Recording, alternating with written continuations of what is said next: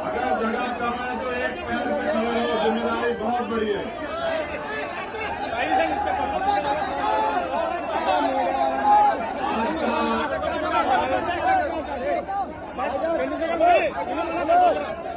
ये महत्वपूर्ण दिन, इस दिन के अवसर पे आज खतौली में उपस्थित एक जनसमूह हमारे गठबंधन के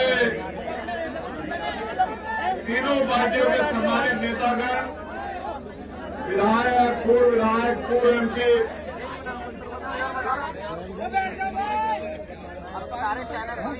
राष्ट्रीय लोकदल के अध्यक्ष बड़े भाई जयंत चौधरी जी, मैं उनका सबसे पहले तो धन्यवाद देता हूं कि उन्होंने जब सभा की बात आई तो उन्होंने मुझसे कहा कि 26 नवंबर से अच्छा दिन कोई नहीं हो सकता। जिस दिन संविधान जो है कब पूरा हुआ था उस दिन हम संविधान को मिटाने वालों को सबक सिखाने का काम करेंगे।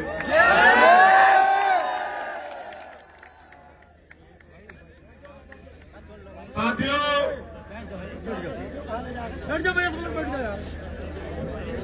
भारत का संविधान दुनिया का सबसे बेहतरीन संविधान, और ये संविधान देश के अंतिम व्यक्ति को भी समान अधिकार देता है। किसान हो, नौजवान हो, महिला हो, मजदूर हो, देश का कोई भी व्यक्ति,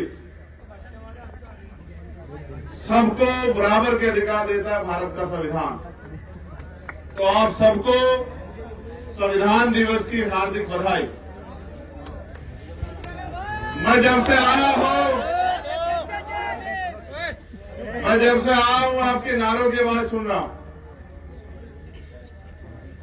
लेकिन नारों से बड़ी जिम्मेदारी आपको देने के लिए आया। ये खतौली का चुनाव मात्र एक चुनाव नहीं, ये एक चैलेंज है, एक चुनौती है जिसको आपको स्वीकार करना पड़ेगा। ये बताने के लिए मैं आज खतौली में आया। यहां उपस्थित समाजवादी पार्टी, राष्ट्रीय लोकदल के सम्मानित नेताओं के साथ आजाद समाज पार्टी के जो भीम आर्मी के जो सम्मानित नेतागण और पदाधिकारी मेरे आदेशानुसार जिस दिन से घोषणा हुई थी यहां मेहनत कर रहे हैं, मैं शब्दों में उनका धन्यवाद नहीं कर सकता हूं। हमारे राष्ट्रीय कोर कमेटी के मेंबर अमित कसाना जी, रविंद्र भाटी जी, पीताम्बर प्रजापति जी, संजीव पाल जी, यहां के जिला अध्यक्ष जगदीश पाल जी, और एक लंबी लिस्ट जो कार्यकर्ता यहां काम कर रहे हैं, उनका मनोबल बढ़ाने के लिए और उनको एहसास कराने के लिए कि 5 तारीख को मेरा जन्मदिन भी होता है।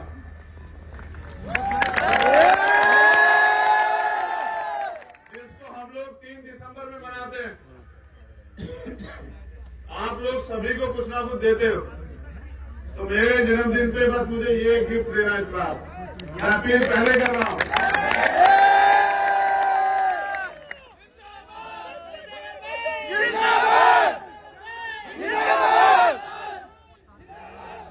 ये जिंदाबाद कहना आप कम करो। तुमने पिछली बार भी बहुत जिंदाबाद कहा मुझे, लेकिन जब मेरा नंबर आता है तो पता नहीं तुम लोग कहां चले जाते हो। क्या इस बार तो मुझे खतौली से खाली हाथ तो नहीं भेजोगे? चलो आप ध्यान से सुनो, जिंदाबाद मत करो। यहां उपस्थित जो साथी काम कर रहे हैं, विकास मेरियान जी, रजत निठारिया जी, दीपक राणा जी, हरिमोहन जी, दिनेश जी, मनीष बोध जी, राहुल वालिया जी, नरेश जयंत जी, मनोज जयंत जी, परविंदर जी, नरेंद्र भोजी जी, टीकम बोध जी, सचिन जी, कपिल आजाद जी, महक सिंह जी, बबलू चौधरी जी, अमरकांत जी, रंजीत जी, महबूब भाई, बोबी गुजर जी, नीतू गौतम जी, मणिरत्न जी, कपिल मलिरा जी, गौरव तेजियान जी, मोहित तालडा जी, परवीन बुआड़ा जी और हमारे सभी जिला पंचायत सदस्य, प्रभात मोतला, हमारे छोटे भाई, आप सबका धन्यवाद और आपकी पूरी जिम्मेदारी।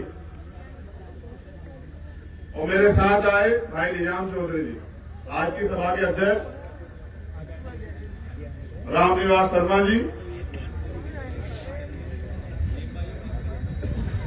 संविधान दिवस है, एक तरफ संविधान को खतरा है और दूसरी तरफ हमारे अंदर ये चाहत है कि संविधान को पूर्ण रूप से लागू करा जाए। खतौली का उपचुनाव, प्रत्याशी जयंत चौधरी जी ने बहुत सोच समझ के दिए। कोई कुछ भी कहता है, आपको एक बात याद रखनी कि गठबंधन का प्रत्याशी हमारा अपना, और जब बात मान सम्मान की हो तो आप लोगों ने कभी मुझे पीठ नहीं दिखाई। आपने हमेशा मेरा मान रखा। मैंने तो मुजफ्फरनगर में भी देखा कि जब जिला पंचायत का चुनाव था, आपने मुझे यहां से 6 सांसद मेंबर जिता के दिए, तो मैं इस बात को भूला नहीं। लेकिन आज मैं आपसे कुछ और कहने आया। देश में हालात बड़े खराब, नौजवान परेशान। पहले तो भर्ती नहीं आती, भर्ती आती है तो पेपर लीक हो जाता है। उसके बाद जो थोड़ा बहुत आगे बढ़ने के लिए दलित पिछड़ों का आरक्षण मिला है, उसमें घोटाले हो जाते हैं।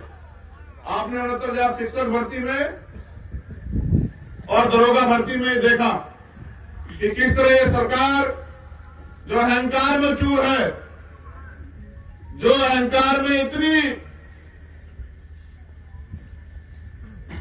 खो चुकी है कि उनको ये भी याद नहीं कि वो नौजवानों के भविष्य को बर्बाद करने में लगे। किस तरह से गरीब माँ बाप, किसान कमेरे लोग अपने बच्चों को पढ़ा लिखा के उम्मीद लगाए बैठे उनको नौकरी मिलेगी। ये पहली ऐसी सरकार है केंद्र में और स्टेट में जिनके राज में नौजवान आत्महत्या करने को मजबूर है। जितना सरकारी सिस्टम है सबको बेच रही है सरकार। अब अमीर लोग तो फिर भी थोड़ा बहुत सरवाइव कर जाएंगे, लेकिन जब मैं गरीबों की तरफ देखता हूं तो एहसास होता है कि गरीबों की तो जेब खाली है। उनपे तो महंगाई का और जोर सरकार डाल रही, चाहे पेट्रोल डीजल के दाम, चाहे खाद्य पदार्थों के दाम हो, चाहे गैस के दाम हो। और सवाल आप इनसे कर नहीं सकते। अगर आप सवाल करोगे तो फिर ये सरकारी मशीनरी का दुरुपयोग करके अगर आदमी पैसे वाला ताकतवर हो तो सीबीआई ईडी इनकम टैक्स लगा देते हैं, और अगर आदमी क्रांतिकारी संघर्षशील हो तो ये झूठे मुकदमे लगा देते हैं। इतना अन्यायपूर्ण शासन क्या तो अंग्रेजों का था या फिर इस सरकार का। मैं आज संविधान दिवस पे अपने महापुरुषों को भी याद करता हूं कि किस सपने को सजाया था बाबा साहब अम्बेडकर ने, सब छोटू राम ने, सरदार वल्लभ भाई पटेल ने। देश बनाया, दिल जोड़े, उनके सपने को पंख दिए चौधरी चरण सिंह जी ने। अगर आज थोड़ी बहुत जमीन गरीब कमजोर वर्गों तक पहुंची है तो इसका सबसे बड़ा श्रेय जाता है चौधरी चरण सिंह जी को। मैं जब सरकार के क्रियाकलाप देखता हूं कि एक दिन पहले कोई अधिकारी रिटायर होता है और आप उनको चुनाव आयुक्त बना देते हैं, तो एहसास होता है कि जो आदमी सरकार ने रिटायर कर दिया उसको सरकार दोबारा से अगर बनाएगी तो अपने फायदे के लिए बनाएगी।